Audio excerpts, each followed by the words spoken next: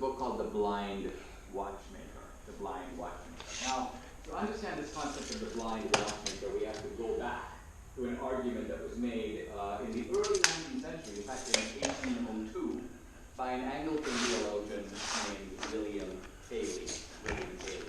And it was called the argument from design. William Paley was trying to sort of prove the existence of God, and he used a very ingenious argument which I like to state now. Basically, Paley said the following.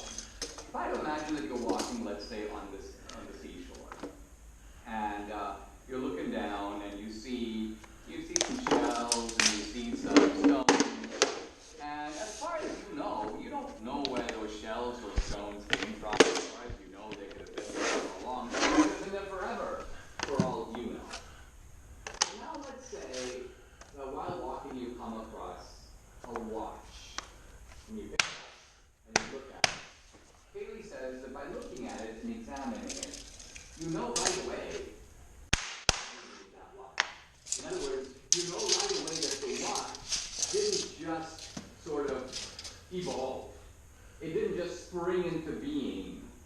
That the watch is the product of intelligent design. The working of the watch, its complexity, the dials, the keeping of time, all the different elements that make a watch. Make it clear to you, even if you have no idea who made the watch, you know that someone did. Some intelligent being constructed that watch, and that's the difference between a watch and, say, a stone. And Paley's point was that the universe is like that. The universe shows, if you will, the signature, the handiwork of its intelligent designer. So this was a very powerful, in fact, almost unanswerable argument at the time Paley made it. And Paley, who was actually a kind of naturalist himself, gave lots of examples of this apparent design. Now, Dawkins' book, The Blind Watchmaker, is intended to refute it. There's no watchmaker that is making the world. The world is the product of a blind watchmaker. And what is this blind watchmaker according to Dawkins? It is evolution itself. So I'm now quoting Dawkins from his book, The Blind Watchmaker. He talks about the fact that the apparent design of the universe and the apparent design of life itself is the result of, quote, a blind, unconscious, process, selection.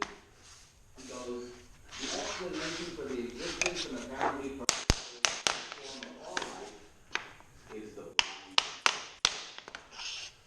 Now, I want to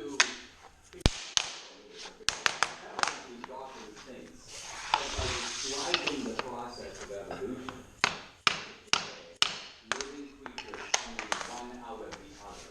In fact, even human beings descended not from apes, but human beings and apes and other related creatures all coming from a common ancestor. Dawkins thinks that if he's able to show that, he has proven that there is a blind watchmaker, no intelligent design behind it. It's a massive, whopping nonsense.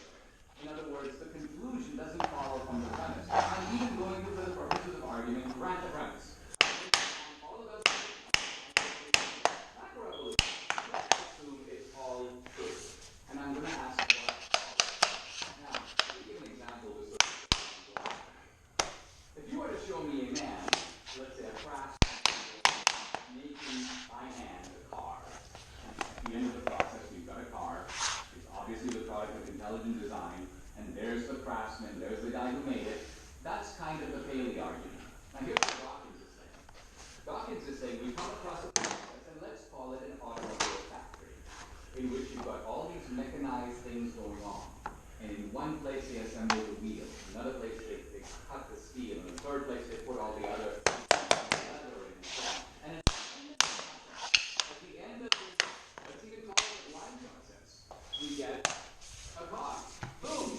And I look around and I go, where's the craftsman? I don't see a guy putting all these pieces together. I see a blind mechanized process. But the fact is, in both cases, you have a designer. The factory doesn't assemble itself. The pieces ultimately are programmed to be in there. That's how they all work so harmoniously together. So in other words, by switching from the craftsman making the car there's a factory making the car. You haven't proved it was original design. You've merely altered the type of design. The way in which the designer has worked is not directly, but through a process. It was the poet Robert Frost who saw this very clearly. He was at one point confronted by his old mother, and his old mother said, "I don't understand what all these scientists are saying. They're telling me that man was made out of mud." He goes, "I thought that man was made by God. What do you think about this, Robert?"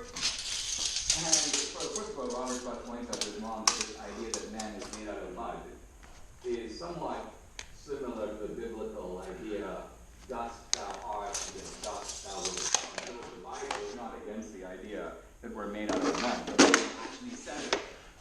But Frost's deeper point was, he goes, "Mom, have you ever heard of prepared mud?"